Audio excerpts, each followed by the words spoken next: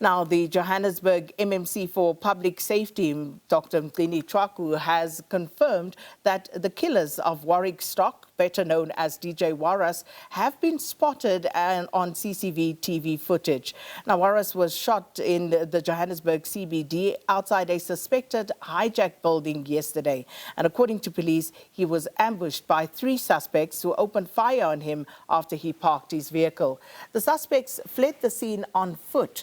MMC Tshwaku says that the investigating unit is tracing the killers of Warras, and joined now by SABC News senior reporter Chriselda Lewis, who is here to give us an update. But Chriselda, you were on the scene shortly after it happened. And, you know, speaking to MMC Tshwaku this morning, it seems as though there are firm leads, at least as far as the CCTV footage is concerned. Sakina, and in fact, that's what we reported about on arrival at the scene yesterday, was that that particular area is completely surrounded by CCTV cameras. Remember, there was an extensive operation to install CCTV cameras in the Johannesburg CBD to precisely deal with the issue of crime. So it's by no surprise that's the first area that the police were going to look into. And indeed, they did indicate that they are looking for a number of suspects, one believed to have dreadlocks and short. We are expecting possibly some identikits to be released. We're not quite sure of that at this stage. MMC Tshwaku did say that. That's right. I did make a call to police this morning, and they did indicate they'll be in conversation with the investigating officer. And if they do have those details, I mean, the faster you put those images out, perhaps there is someone who will be able to point police in the right direction. And the family, you spoke yesterday to DJ Warras' sister, Nicole, and, you know, obviously a very somber moment for them, having to keep it together. And I must say it was really, really moving when you saw the pathology van taking the remains away and the family having to clean up, you know, the blood stains on the pavement there. But what are they saying at the moment, Chris? Well, Sakina, if we could ask our team to please bring up the latest statement from the family. In fact, just a few moments before we went to air, the family releasing this latest statement indicating that it's with heartbreak and deep sorrow, you know, an overwhelming shock that, of course, they were announcing the untimely passing of DJ Warras. The family speaks about what an incredible human being he is, how he leaves behind 3 young children, his mother and his siblings, who are completely devastated at this time over what has taken place.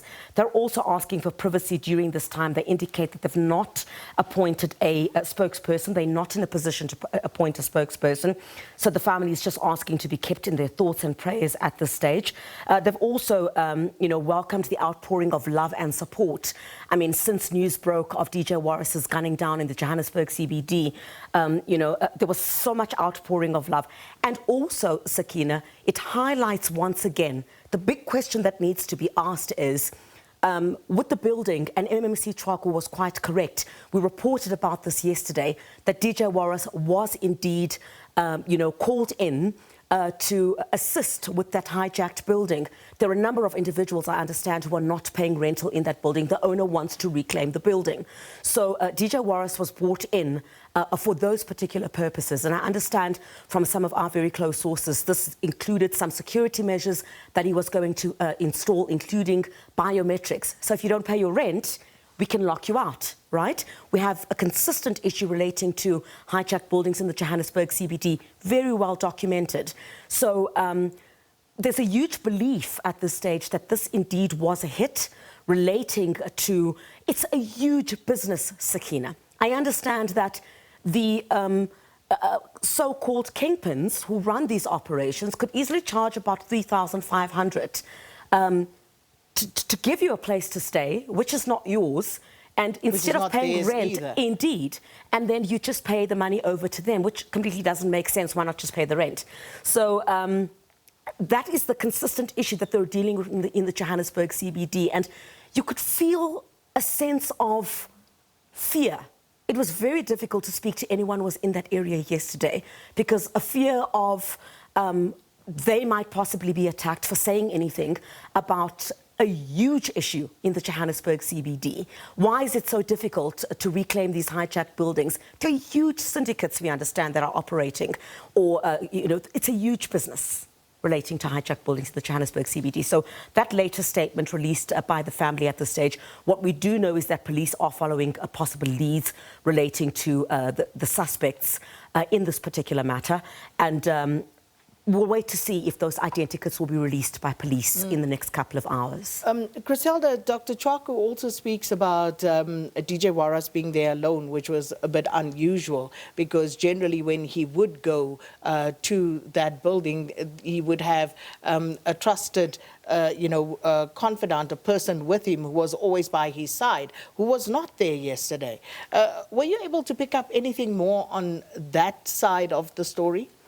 Look, Sakina, from what we know is that, and also listening to what Dr. Tshwaku spoke about yesterday, he had mentioned that DJ Warras was in the company of the owner of that block of flats.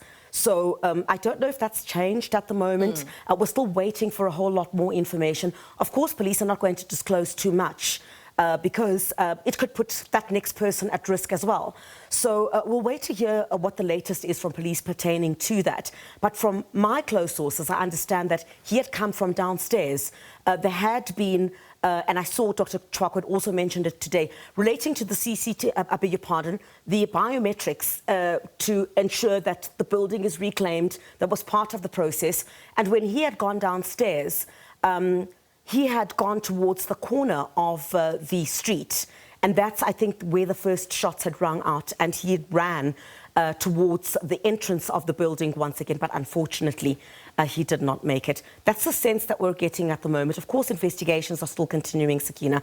And we'll wait to hear from police what the latest is. But I think what would be a step in the right direction, given the CCTV that they've managed to, or are managing to go through, is to release those identikits. And we've seen in previous instances, once those identikits are released, even general members of the public are able to say, hey, I know this person, and it makes the work of police much more effective. So there's quite a bit to still uncover. Of course, the person who usually was with Warras, who wasn't there, obviously the authorities would like to have a word with him. And then there's also those against whom protection orders were taken out. And, no doubt the authorities would want to have a word with them as well. But as you say, the police, and you are here, Chriselda, so I'm going to leave it to you to maybe follow up on that, just to find out how far they are and whether those identikits being released is something that is imminent. Yeah, I think, Sakina, as well, just before you let me go, there's also the funeral service taking place today of Witness D. I saw you mention that in your bulletins as well. That's expected to take place at 2 o'clock today. Remember, in that particular case, and I guess the bigger question that will be asked about this is relating to private security, because that conversation was also had relating to Witness D, was also shot and killed in front of his family. What is happening within that sector at the moment? Is there, a plot to take out individuals who are probably assisting, whether it comes to illegal mining, whether it comes to hijacked buildings? So I'm not trying to link the two instances, but a deeper conversation, I think, needs to be had about private security and what is currently happening within that sector at the moment, where they seem to be coming under attack. So that funeral service is taking place at 2 o'clock. Last we heard from police relating to their investigations is that there were persons of interest that were taken in for questioning. But what I do understand is that they were subsequently released. And police at this particular stage are still also looking through CCTV cameras, which I had also seen around that particular area, in trying to piece together the puzzle of how Witness D was also killed. You have a lot of work cut out for you today, Chriselda, and of course, as you say, the two incidents may not necessarily be directly linked, but in terms of the broader overall aspects, one can, of course, see how these may be similar issues. And that, of course, is SABC senior reporter Chriselda Lewis speaking to us here about the latest developments around the DJ Warras killing.